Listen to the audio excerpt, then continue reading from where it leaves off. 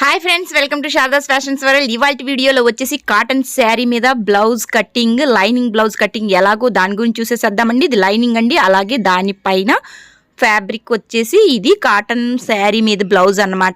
ఇది వచ్చేసి మన మెజర్మెంట్ బ్లౌజ్. ఈ మెజర్మెంట్స్ తోటి మనం బ్లౌజ్ కటింగ్ అంతా చేసేసేద్దాము.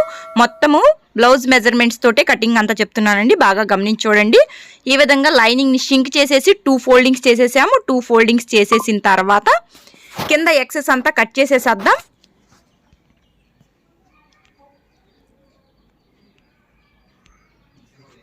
విధంగా ఎక్సెస్ అంతా తీసేసిన తర్వాత ఒక పావు ఇంచులో ఒక లైన్ చేసేసేద్దామండి కింద. ఎందుకంటే ఈ లైన్ మనకి బ్యాక్ పార్ట్లో వీప్ పట్టి కట్టడానికి ఒక పావు ఇంచు వదిలేసి మనం మెజర్ చేయాలి. ఇప్పుడు వచ్చేసి బ్లౌజ్ బ్యాక్ పార్ట్ తీసుకుందాము. బ్యాక్ పార్ట్ తీసుకొని షోల్డర్ దగ్గర నుంచి ఫ్రంట్తో మనకు అవసరం లేదండి. పైన షోల్డర్ దగ్గర నుంచి మనము కిందకి ఈ ఫిల్ట్ దగ్గరికి ఈ విధంగా పట్టుకోవాలి. ఎక్కువ లాగకుండా ఈ విధంగా పట్టుకొని పైన కూడా ఒక పావించి వదిలేసి ఒక మార్క్ చేసేసేద్దాం. మన స్టిచ్ ఎక్కడికుందో చూసేసి దానికంటే పావించి పైకి మార్క్ చేసేద్దాం. చేసేసిన తర్వాత ఇక్కడి నుంచి ఇక్కడికి మెజర్ చేసి చూద్దాం ఎంత ఉంది. 14.5 ఉంది. సేమ్ ఇక్కడ కూడా 14.5 మీద ఒక మార్క్ చేద్దాం. ఎందుకంటే ఈ విధంగా చేయడం వల్ల మనము ఈ చేసే మార్కింగ్కి ఇప్పుడు స్కేల్ పెట్టి ఒక మార్క్ చేస్తున్నాం కదా, ఈ మార్క్ కొంచెం అటు ఇటు క్రాస్గా వెళ్లకుండా లైన్గా కరెక్ట్గా వస్తుంది అనమాట. ఈ విధంగా మన లెంత్ అయిపోయింది. లెంత్ అయిపోయిన వెంటనే విడ్త్ తీసుకుందాము. విడ్త్ తీసుకునే విధానం కూడా చూపిస్తాను చూడండి. ఈ విధంగా బ్లౌజ్ని బ్యాక్ పార్ట్ని ఇలాగ నీట్గా పరిచేసి బాగా సర్దండి. ఈ విధంగా లెంత్ ఎక్కడి నుంచి ఎక్కడికి తీసుకున్నాము దానికి ఆపోజిట్ లెవెల్లో విడ్త్ తీసుకోవాలి. ఈ విధంగా సర్దేసేసిన తర్వాత ఇలా దగ్గరికి ఉండకూడదు, నెక్ ఇలా దూరంగా ఉండకూడదండి. ఫస్ట్ వచ్చేసి నడుము దగ్గర ఈ విధంగా నీట్గా సర్దేసేసేయండి. సర్దేసిన తర్వాత ఇలాగ పైకి ఈ విధంగా ఇలా పైకి చేసేసిన తర్వాత ఆమ్ హోల్ డౌన్ నుంచి ఆమ్ హోల్ డౌన్కి టేప్తో కొలిసేసేద్దాం. ఈ విధంగా నీట్గా సర్దేసేసిన తర్వాత ఆమ్ హోల్ డౌన్ నుంచి ఇక్కడ నుంచి ఇలా టేప్ పెట్టేసి కొలుస్తాము. ఇటు సైడ్ దాకా ఎంత వస్తుంది, 18 వస్తుంది. 18లో ఆఫ్ చేసేసి మనము అడ్డంగా ఒక మార్క్ చేసేసుకుందాము. 18లో ఆఫ్ ఎంత, 9 ఇంచెస్. ఈ 9 ఇంచెస్ మీద ఈ విధంగా పెట్టేసి మొత్తం ఒక లైన్ డ్రా చేసేసాము. దీనికి ఆపోజిట్లో విడ్త్ వస్తుంది అనమాట. లెంత్ విడ్త్ అయిపోయిన తర్వాత ఇప్పుడు నెక్ తీసుకుందాము. నెక్ వచ్చేసి 2.5 ఇంచులు తీసుకుంటున్నాను నేను. 2.5 తీసుకోవట్లేదు, ఎందుకంటే ఈవిడి కొంచెం చిన్న నెక్ వేసుకుంటుంది అనమాట. నార్మల్గా అయితే మీరు 2.5 తీసుకోవచ్చు. నేను 2.5 తీసుకుంటున్నాను, చిన్న నెక్ కాబట్టి. విడ్త్ వచ్చేసి 9 ఇంచెస్. ఇప్పుడు వచ్చేసి నెక్ డౌన్ కోసము ఈ విధంగా రౌండ్లో సెంటర్ పార్ట్ పట్టుకొని ఇక్కడి నుంచి ఇక్కడికి ఈ విధంగా పెట్టేసి ఒక పావు ఇంచు పైకి మార్క్ చేద్దాం. ప్రతిసారి కుట్లల్లోకి తీసుకుంటూ ఉండాలి.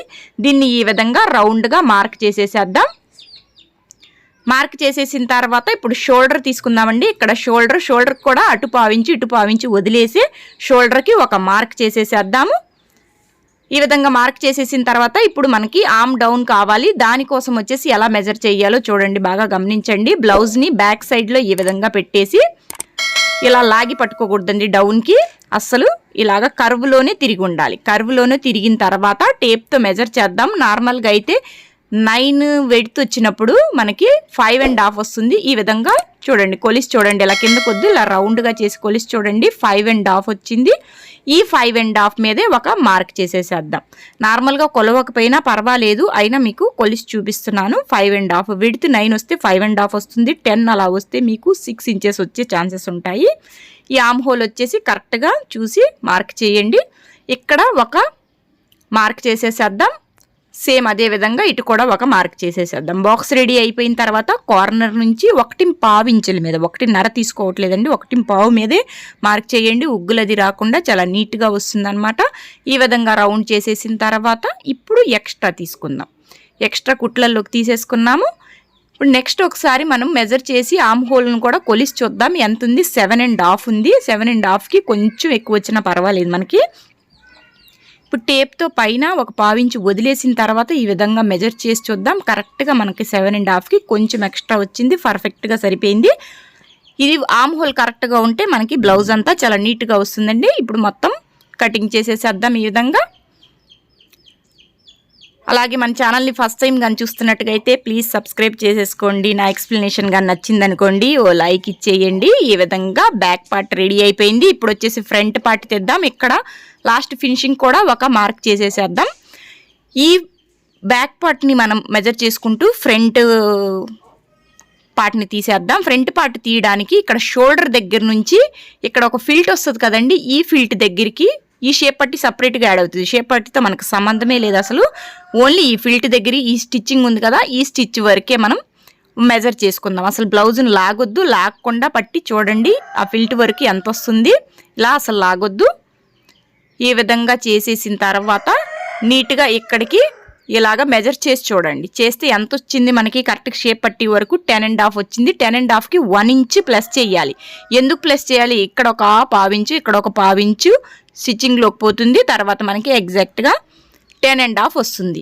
ఇప్పుడు బ్యాక్ పార్ట్ని మనము హెల్ప్ తీసుకుంటూ ఫ్రంట్ పార్ట్ తీసేద్దాము. ఇక్కడ నుంచి ఇక్కడికి 10.5కి 1 ఇంచ్ ప్లస్ చేసేసి 11.5 తీసుకున్నాము. 11.5 మీద ఫోల్డ్ చేసేసేద్దాం. ఫోల్డ్ చేసేసి ఈ క్లాత్ మీద ఈ విధంగా క్రాస్గా పెట్టేసేసేద్దాం.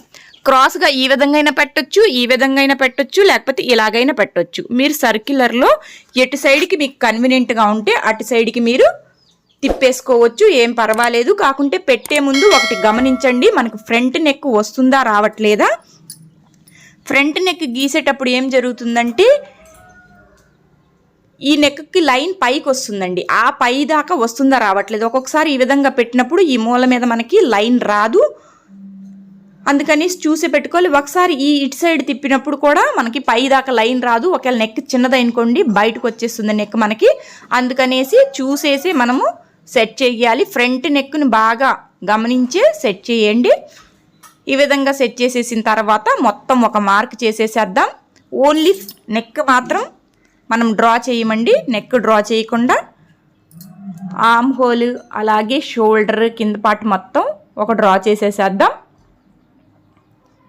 ఈ విధంగా డ్రా అయిన తర్వాత దీన్ని తీసేసేద్దాం. తీసేసిన తర్వాత ఇప్పుడు ఫ్రంట్ నెక్ చూద్దాము. ఓన్లీ హుక్స్లు పట్టియే తీసుకోండి. ఫ్రంట్ నెక్కి ఈ విధంగా పెట్టేసి ఇలా క్రాస్గా అయితే అస్సలు రాకూడదు. ఇక్కడ ఒక తంబేసి బాగా రౌండ్గా వచ్చేలాగా చూడండి. ఈ విధంగా ఇలా క్రాస్గా అయితే అసలు పెట్టొద్దు, వీ నెక్ లాగా వచ్చేస్తుంది అనమాట. ఇలా తంబు వేసి రౌండప్లో మార్క్ చేసేసేయండి. ఇలాగా రౌండ్గా నెక్ మార్క్ అయిపోయింది మనకి. మీకు బ్లౌజ్ కటింగ్లో ఏ డౌట్స్ ఉన్నా కూడా కమెంట్ సెక్షన్లో తెలియజేయండి, దాని గురించి మళ్ళీ చెప్తాను నేను. ఇక్కడ నుంచి ఒక 2.5 ఇంచులు అలాగే ఇక్కడ నుంచి ఒక 2 ఇంచులు తీసుకొని ఈ రెండింటి మధ్యలో పార్ట్ తీసుకొని ఒక పావు ఇంచు లెవెల్లో మనం మార్క్ చేసేసేద్దాం. మార్క్ చేసేసిన తర్వాత ఇక్కడ నుంచి ఇక్కడికి ఈ విధంగా మొత్తం డ్రా చేసేసేద్దాం. ఇది ఎందుకంటే ఆర్మ్ హోల్ దగ్గర ఫ్రంట్ సైడ్ వచ్చే లోతు, ఇది తీయడం వల్ల మనకి ఫ్రంట్ పార్ట్లో ఉగ్గులు రాకుండా ఉంటుంది. అలాగే హుక్స్ పట్టి తీసుకుందాం. పైన కొంచెం వదిలేసాము, అలాగే కింద కొంచెం స్టిచ్చింగ్లోకి వదిలేసి ఈ విధంగా కర్వ్ చేద్దాం. ఈ కర్వ్ ఎందువలన అంటే ఇక్కడ మనకి షేప్ పట్టి యాడ్ అవుతుంది. ఇది 4 ఫింగర్స్ తీసుకోండి, లేదంటే టేప్ తోటి 2.5 ఇంచులు తీసుకోవాలి. చిన్న బ్లౌజే కాబట్టి 9కి దాటింది అనుకోండి 3 ఇంచులు తీసుకోవచ్చు. ఇది 9 ఇంచులే కాబట్టి 2.5 తీసుకున్నాను. ఇప్పుడు మొత్తం దీన్ని కట్ చేసేసేద్దాం. ఈ కటింగ్లో మీకు ఏ డౌట్స్ ఉన్నా కమెంట్ సెక్షన్లో తెలియజేయండి, దాని గురించి మళ్ళీ చెప్తాను. ఈ విధంగా మొత్తం కటింగ్ చేసేసేద్దాము. ఇది లైనింగ్ బ్లౌజ్ అండి, కాటన్ శారీ మీద లైనింగ్ బ్లౌజు. స్టిచ్చింగ్ కూడా ఎలాగో చూసేసేద్దాం. ఇప్పుడు వచ్చేసి మెయిన్ డాట్స్ వస్తాయి కదండి, ఈ డాట్స్ ఎలా వేయాలో మనం బ్లౌజ్ మెజర్మెంట్స్తో కట్ చేస్తున్నాం కదా, బ్లౌజ్ మెజర్మెంట్సే తీసుకొని కరెక్ట్గా ఇక్కడ ఒక పావు ఇంచు స్టిచ్చింగ్లోకి హుక్స్లు పట్టి దగ్గర వదిలేసి కరెక్ట్గా డాట్ దగ్గరికి పెట్టండి. ఒక మార్క్ ఈ విధంగా ఇక్కడికి ఒక మార్క్ పెట్టేసేయండి. ఇక్కడ నుంచి ఇక్కడికి విడ్త్ వచ్చేసి మీరు 2 ఇంచులు తీసుకోవచ్చు, 1.5 ఇంచు కూడా తీసుకోవచ్చు. ఈ షేప్ కొంచెం ఎక్కువ వద్దన్నారు, అందుకనేసి 1.5 తీసుకుంటున్నాను. మీకు కొంచెం బాగా క్రాస్ కావాలి అనుకుంటే 2 ఇంచెస్ కూడా తీసుకోవచ్చు. ఈ విధంగా మెయిన్ డాట్, ఇది సెకండ్ డాట్, దీనికి ఆపోజిట్లో థర్డ్ డాట్ వస్తుంది. ఈ విధంగా డాట్స్ రెడీ అయిపోయి ఇక్కడ చిన్న చిన్న కట్స్ పెట్టేద్దాము. కుట్టేటప్పుడు చాలా ఈజీగా ఉంటుంది మనకి. ఈ విధంగా ఫ్రంట్ పార్ట్స్ 2 రెడీ అయిపోయాయి. ఇప్పుడు వచ్చేసి హ్యాండ్స్ కట్ చేస్తున్నాము. హ్యాండ్స్కి కూడా సేమ్ 4 ఫోల్డింగ్స్ చేయాలి. ఇప్పుడు దాకా 2 ఫోల్డింగ్స్లోనే అయిపోయింది కదా పని అంతా. ఇప్పుడు 4 ఫోల్డింగ్స్లో మనకి హ్యాండ్స్ రెడీ అవుతున్నాయి. ఎక్సెస్ అంతా కట్ చేసేసేద్దాం. చేసేసిన తర్వాత కింద ఒక 1/2 ఇంచ్ వదిలేసేసి స్టిచ్చింగ్లోకి 4 ఫోల్డింగ్స్ ఇంకోసారి చూడండి. ఈ విధంగా ఓపెన్స్ వచ్చేసి ఆపోజిట్ డైరెక్షన్లో ఉండాలి, ఫోల్డింగ్ వచ్చేసి మన డైరెక్షన్లో ఉండాలి. ఇప్పుడు మెజర్మెంట్ బ్లౌజ్ ఓపెన్ ఉంటుంది కదండి, మనం హ్యాండ్ వేస్తాము, అది వచ్చేసి కరెక్ట్గా లైన్కి సెట్ అయ్యేలా చూడండి. ఓపెన్స్ వచ్చేసి ఆపోజిట్లో ఉండేటట్టుగా స్టిచ్చింగ్ వస్తుంది కదండి, ఇక్కడ స్టిచ్చింగ్ వచ్చేసి ఆపోజిట్ డైరెక్షన్లో.